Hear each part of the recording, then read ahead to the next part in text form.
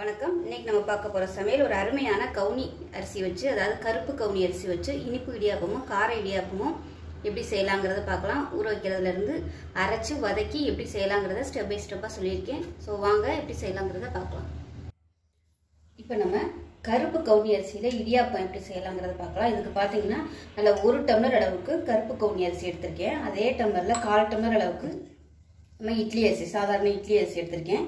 வேறு அதோட பார்த்தீங்கன்னா 1 கை அளவுக்கு காட்டு யானம் அரிசி எடுத்திருக்கேன். இது வந்து ஆப்ஷனல் தான். என்கிட்ட வந்து மிச்சம் இருந்ததுனால நான் வந்து அதையும் வேஸ்ட் ஆக்க வேணாமேன்ட்டு அதையுமே சேர்த்துட்டேன். இங்கே வந்து இருந்தால் சேர்த்துக்கோங்க. இப்போ இது வந்து நல்ல ஒரு 7 மணி நேரம் ஊறிடுச்சு. இப்போ இது வந்து மிக்சி ஜாரில் சேர்த்துக்கலாம். சேர்த்துட்டு நம்ம வந்து அரைக்க போகிறோம். இது ஒரு மெத்தட் இடியாப்பம் வந்து செய்கிறது, அரைச்சி வதக்கி பண்ணுறது. இந்த தண்ணி வந்து வேஸ்ட் ஆக்க வேணாம். தண்ணி வந்து அதில் சத்துக்கள் எல்லாமே இந்த தண்ணியில் இருக்கும். நம்ம அரைக்கையில் தேவைப்பட்டால் தண்ணி வந்து நம்ம சேர்த்துக்கலாம். அதே மாதிரி தண்ணி ஊற்றும் போது நிறைய ஊற்றிட வேணாம். உங்கள் அளவுக்கு தண்ணி ஊற்றுனீங்கன்னா போதும். நிறைய ஊற்றுனீங்கன்னா அப்புறம் வேஸ்ட்டாக தான் போகும். இதில் தண்ணி வந்து கொஞ்சமாக டம்ளரில் இருந்துட்டு இந்த கொஞ்சோண்டு தண்ணியோடு அதில் சேர்த்துக்கலாம். ஃபஸ்ட்டு வந்து கொஞ்சம் அரைச்சிக்கலாம். அரைச்சிட்டு அதுக்கப்புறமா கொஞ்சம் கொஞ்சமாக தண்ணி ஊற்றி நல்லா நைஸாக அரைச்சிக்கணும். இதோடவே கொஞ்சமாக உப்பும் சேர்த்துக்கலாம். இதை நல்லா அரைச்சிட்டு பார்க்கலாம். பாருங்கள், நல்லா நைஸாக அரைச்சாச்சு. எந்த அளவுக்கு இருக்கணும். இப்போ இது வந்து நான் அரைச்சதுக்கப்புறம் தான் எக்ஸ்ட்ரா வந்து ஒரு 1/2 டம்ளருக்கு தண்ணி ஊற்றி இந்த அளவுக்கு அரைச்சிருக்கேன். முதல்ல இந்த அளவுக்கு தண்ணி ஊற்றினோம்னா அரிசி வந்து அரைபடாது. இது வந்து நல்லா நைஸாக இருக்கணும். ஃபைன் பேஸ்ட்டாக அரைக்கணும். நல்லா அப்படியே வலுவலுன்னு அரைக்கணும். அப்போ தான் நல்லாயிருக்கும். இல்லைனா இடியாப்பக்கட்டை வந்து புளியையில் அடைச்சிக்கிட்டு வராது.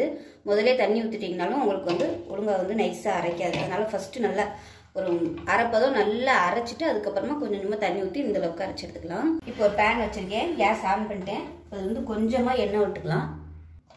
ஏன்னா மாவு வந்து ஒட்டாமல் வர்றதுக்காக கொஞ்சமாக ஒரு டீஸ்பூன் போல் எண்ணெய் விட்டுக்கலாம். இப்போ எண்ணெய் வந்து லேசாக சூடு ஏறினா போதும். ரொம்பலாம் அப்படியே புகை வர அளவுக்கு சூடாகணும்னு அவசியம் இல்லை.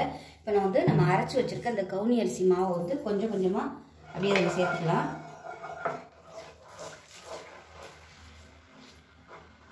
அடுப்பு வந்து ஃபுல் அண்ட் ஃபுல் மீடியத்தில் தான் இருக்கணும். ஹையில் இருக்கக்கூடாது. கைவிடாமல் கிளறிக்கிட்டே இருக்கணும்.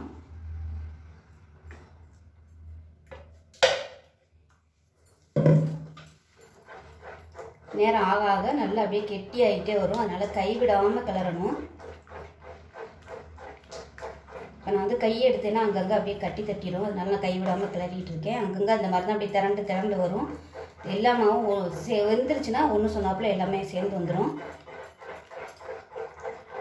இது வந்து ஒரு ட்ரெடிஷ்னல் மெத்தடு. இதே மாதிரியே நார்மலாக வந்து நம்ம 1 பங்கு பச்சரிசி 1 பங்கு புழுங்கல் அரிசி ரெண்டுமே சேர்த்து இதே மாதிரியே நல்லா நைஸாக அரைச்சிட்டு இந்த மாதிரி பண்ணலாம்.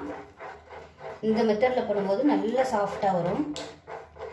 நீங்கள் 1 டம்ளர் போடுற மாதிரி இருந்துச்சுன்னா இந்த மெத்தட் பண்ணிங்கன்னா ரொம்பவே ஈஸியாக இருக்கும். ஏன்னா இது நிறைய நம்ம வந்து கிண்ட முடியாது. நிறைய இருந்துச்சுன்னா கிளறதுக்கு ரொம்ப கஷ்டமாக இருக்கும். இப்போ நான் வந்து எடுத்துருக்கிறது கரெக்டாக 1 டம்ளர் தான் எடுத்திருக்கேன். அதனால் நான் வந்து வதக்கி பண்ணுறேன். அடுப்பு வந்து கையில் இருக்கக்கூடாது. இப்போ பாருங்கள், நல்லா அப்படியே சுருண்டு பேனில் ஒட்டாமல் வந்துடுச்சு பாருங்கள். இந்த அளவுக்கு மாவு வந்து நல்லா அப்படியே சுருண்டு வரணும். கையில் வந்து தொட்டு பார்த்தீங்கன்னா தண்ணியை நினச்சிக்கிட்டு தொட்டிங்கன்னா உங்களுக்கு வந்து கையில் ஒட்டாது. நல்லா இந்த மாதிரி வரும். ஸோ இதை வந்து அமர்த்திடலாம். இது வந்து அமர்த்திட்டு வேறு பிளேட்டுக்கு மாற்றிக்கலாம். இதே இதில் வச்சிங்கன்னா உங்களுக்கு அடியில் வந்து பிடிக்கிற மாதிரி இருக்கும். அதனால் வேறு பிளேட்டுக்கு மாற்றிட்டு நல்லா இப்போ பார்த்தீங்கன்னா மாவு நல்லா ஆறிடுச்சு. ஆறினதுக்கப்புறம் நல்லா இந்த அளவுக்கு சாஃப்டாக பிசைஞ்சிருக்கேன் பாருங்கள். இந்த மாதிரி நல்லா கட்டி இல்லாமல் நல்லா சாஃப்டாக பிசைஞ்சுக்கணும்.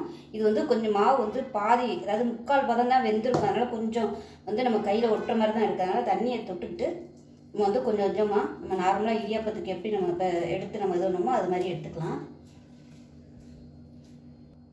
இப்போ இடியாப்பம் அரைச்சிலையும் எண்ணெய் தடவிட்டேன். இப்போ கொஞ்சமாக எடுத்து உள்ளே வச்சுக்கலாம். எடுத்தது போக மிச்சத்தை வந்து துணியில் வந்து மூடி வச்சுக்கோங்க, ஈர துணியில். இப்போ இந்த இடியாப்பத்தட்டில் எண்ணெய் தடவிருக்கேன். நம்ம வந்து பிழிஞ்சு விட்டுக்கலாம்.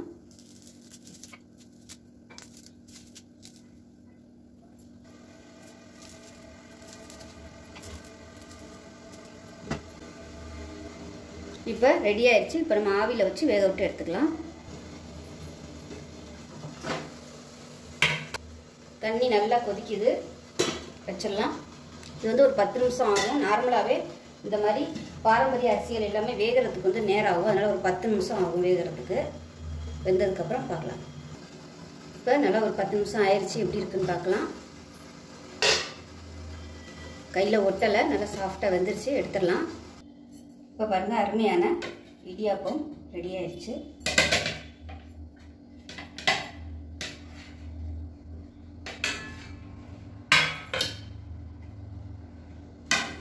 பார்க்கவே நல்லா கலர்ஃபுல்லாக சூப்பராக இருக்குது பாருங்கள்.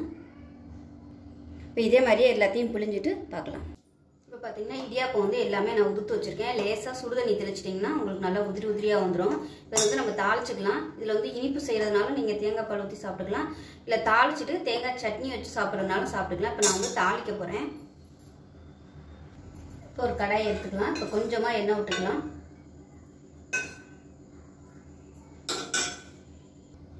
எண்ணெய் சூடானதும் ஒரு டீஸ்பூன் கடுகு சேர்த்துக்கலாம். அதேமாரி கொஞ்சமாக ஜீரகம் சேர்த்துக்கோங்க வாசனைக்காக. காரத்துக்கு நல்லா ஒரு 4 வரமிளகாயை கிள்ளிட்டு சேர்த்துக்கலாம். உங்களுக்கு எந்த அளவுக்கு காரம் வேணுமோ அதுக்கு தகுந்த மாதிரி நீங்கள் வரமிளகாய் சேர்த்துக்கோங்க. கருவேப்பிலை சேர்த்துக்கலாம். இது கூடவே பொடியான இருக்குன்னா வெங்காயம் சேர்த்துக்கலாம். நான் வந்து பெரிய வெங்காயம் சேர்த்துக்கலாம், நீங்கள் சின்ன வெங்காயம் சேர்க்குறதுனாலும் சேர்த்துக்கலாம்.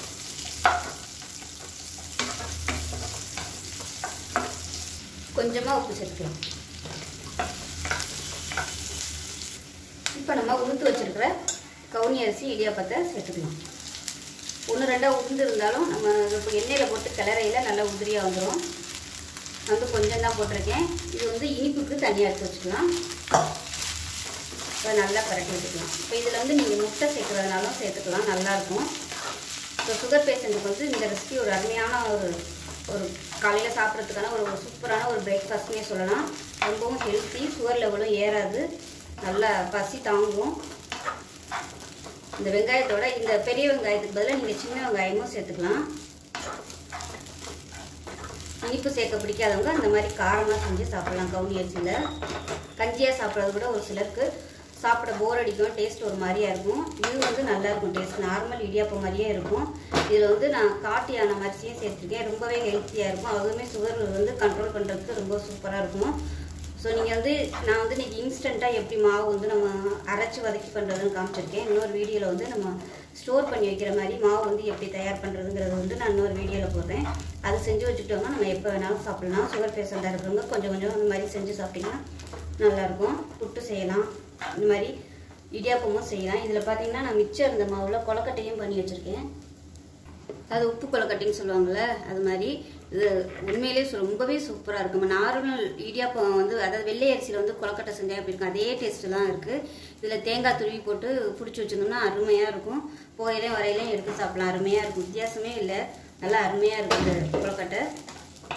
இப்போ நான் செஞ்சுருக்க மெத்தடில் பார்த்தீங்கன்னா இன்றைக்கி நான் சும்மா போட்டு வதக்கியிருக்கேன். இதுவே வந்து நீங்கள் இந்த மாதிரி தாளிச்சிட்டு நம்ம அரைச்சி மாவை ஊற்றி நல்லா கிண்டிட்டு இது மாதிரி கொலக்கட்டையாக பிடிச்சி ஆவியில் வச்சு அரைச்சோம்னா கார கொலக்கட்டை ரெடி ஆகிடும். இப்போ பாருங்கள், அருமையான கவுனி அரிசி கார இடியாப்பம் சூப்பராக ரெடி ஆயிடுச்சு. இப்போ பார்த்தீங்கன்னா நம்ம தேங்காய் பால் சேர்த்துக்கலாம். இப்போ இதில் நாட்டு சக்கரை அதாவது வெல்லம், அதாவது பொடி வெல்லம் இருக்கும் பார்த்தீங்களா, அதுவுமே நான் சேர்த்து அரைச்சிட்டேன். இப்போ இதை வடிகட்டிட்டு அப்படியே நம்ம சேர்த்துக்கலாம்.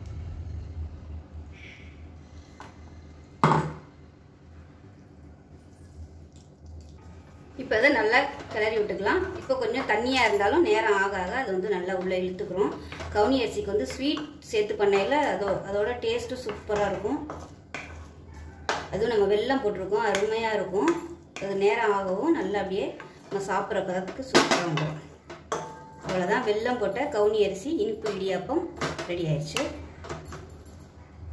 இப்போ பாருங்கள், கவுனி அரிசி வெல்லம் போட்ட இனிப்பு இடியாப்பம் கார இடியாப்பம் ரெண்டுமே ரெடி ஆயிடுச்சு. இதில் தேங்காய் பூ போட மறந்துட்டேன். விருப்பப்பட்டால் நீங்கள் தேங்காய் பூ போட்டுக்கோங்க, நல்லாயிருக்கும்.